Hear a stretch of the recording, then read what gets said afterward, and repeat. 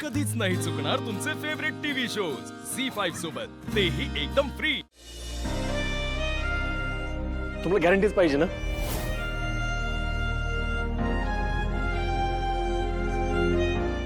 मी माझ्या बहिणीची शपथ घेऊन सांगतो, तुमचे पैसे मी 4-5 दिवसात तुम्हाला परत करेन.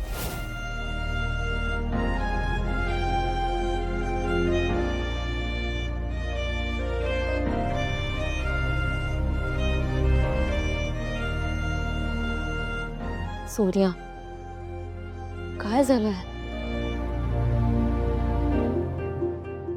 तुझं कालचा पूर्ण दिवस गेला, आजचा दिवस गेला, तरी बी मला एक बी मार्ग दिसत नाही जिथून आपल्याला 5 लाख रुपये मिळतील. त्यात हे लोक माघार घ्यायला बी तयार नाहीत. मला काळजी वाटायला लागली. आपल्या घराचा लिलाव झाला तर काय होईल? असं वाटतं कुठनं बी जुळवून 5 लाख रुपये आणावं. मग परत असा प्रश्न पडतो, कुठनं आणायचे एवढे पैसे? पैसे आणले 10 लाख रुपये.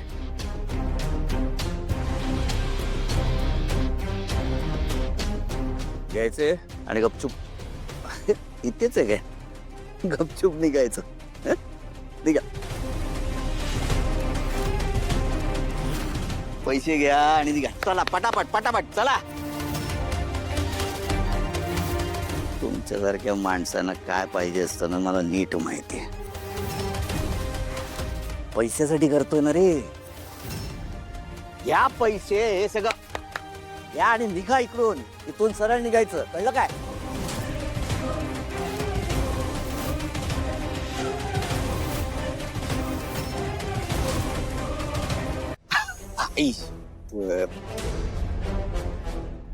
He should have told me ना. जास्ती पैसे पाहिजे. किती टाकू बाबा रक्कम? तुझ्या लायकीप्रमाणे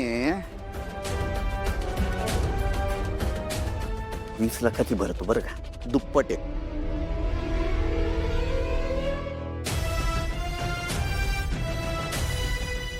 ते 10 आहेत, ते 20 घे अँड लीव्ह. एवढे पैसे आमचं घर वाचल. साहेब, त्या कागदाच्या तुकड्यानं मी माझ्या बहिणीचा स्वाभिमान नाही विकत घेऊ शकत. बहिणीची माफी मागायची, मग आम्ही निघून जाईल.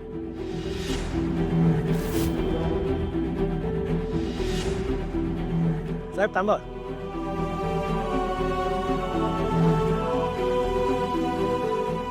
आम्ही आहे ना गावाकडची साधी माणसं आहे. आम्हाला जे पाहिजे असतं ना ते तोंडावर बोलतो, थेट. आदलं मधलं काही ठेवतच नाही. तर आणि जे काही बोललोय ना त्याचा तुमच्या पद्धतीने अर्थ लावून वेगळं काय करायला जाऊ नका.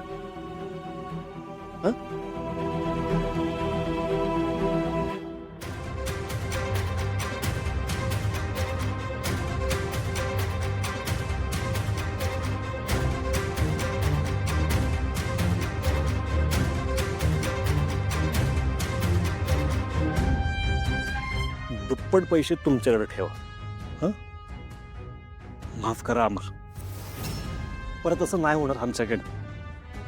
अशी मागायची असते माफी. नाही, तुमच्यासारख्या मोठ्या माणसांना असं माहित नसेल ना माफी कशी मागायची असते, म्हणून सांगितलं.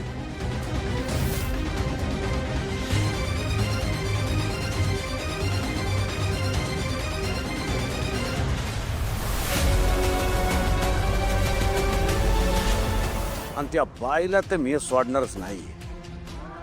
तू फक्त माझा फोन मला दे. जालिंदर निंबाळकर, फोन करायची काही गरज नाही आहे, कळलंच. मानलेले फादर, तुम्ही इकडे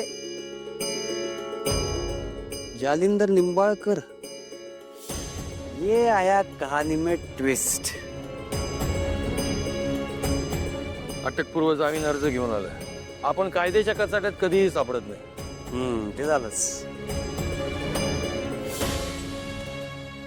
ओके पडे. अरे काढ घे रे कानातलं. हा ऐक. सोडा ना म्हणजे ते चढ रोल. हा जांभळे महाराज येऊ करा, मी आयुष्यभर विसरणार नाही बघा. विसरायची गरज पण नाही, कारण परत फेड व्याजात सकट करायची सोय लावून आलोय. तेव्हा बारीक लक्ष ठेवा. चालायचं चला. वा वा वा वा वा. जालिंदर हा जा बोला. आता एक प्लॅन ऐकायचा. बर. त्या भैरवी वजेला पैसे पाहिजेत ना, हा ते तिला देऊन टाकायचे. एका खड्ड्यातनं बाहेर काढून दुसऱ्या खड्ड्यात टाकता काय? अहो ऐकत जालिंदरराव, तिला पैसे पाहिजेत ना, तिला देऊन टाकायचे. हा आणि तिला सांगायचं उद्या जो पब्लिक मध्ये कार्यक्रम होणार आहे, हा तिथे राजेश्री प्रोडक्टसाठी जी जिंगल तयार केलेली आहे ती तिच्या पोरीनं तिथं सगळ्यांसमोर गाऊन दाखवायची. त्यानं काय होणार आहे? त्यानंच तर सगळं होणार आहे. म्हणजे कारण भैरवीची पोरगी तारा गाणं गातच नाही. काय? हा, आणि तिच्या आवाजावर ही ऐश करते. असे होय. आयत्या वेळावर नागोबा म्हणजे नागिन आहे, नागिन. मी बी लय मोठा गारुडी. चांगलं नाचू येतं नागिनीला. मन डोले मेरा तन डोले. चला चला. काय काय होणार, माजोरडी माणसं घेतले नाहीत पैसे. कसला आवाज आहे त्यांना एवढा? आपण स्वतः पैसे देतोय तरी एक्सेप्ट केले नाही. काय ॲटिट्यूड आहे हा? पण आपण स्वाभिमानाची किंमत पैशांमधून करतोय, इथेच चुकतोय आपण. अशा पद्धतीने पैसे द्यायची गरजच नव्हती. मग तू दे ना सोल्युशन. त्यापेक्षा म्हणजे फक्त बोलतोयस. काय आहे ना, ते त्यांच्या मार्गी निघाले होते, पण आपल्याच घरातली काही माणसं आहेत जी त्यांना मदत करतायत, बिछाने नेऊन देतायत, जेवायला घालतायत. मग त्यांचा माज वाढणारच ना सारंग. तिचं काही चुकलेलं नाही, तिला काही बोलू नकोस प्लीज. एक मिनिट. दुप्पट पैसे देऊन सुद्धा त्या लोकांनी घेतले नाहीत, याचा अर्थ प्रकरण काहीतरी वेगळं दिसतंय. काय काय वेगळा काय असणार? पण हे तू का ठरवतोय? मग कोणी ठरवायचं सारंग? त्या लोकांमुळे आपण इथे भांडूया नको आता. मी करते काहीतरी. तारा अशी काय अद्दल घडवली ना त्या जालिंदरला, की तोच काय दुसरं कोणीही तुझा आवाज आता माझ्या परवानगीशिवाय वापरणार नाही. भैरवी वजे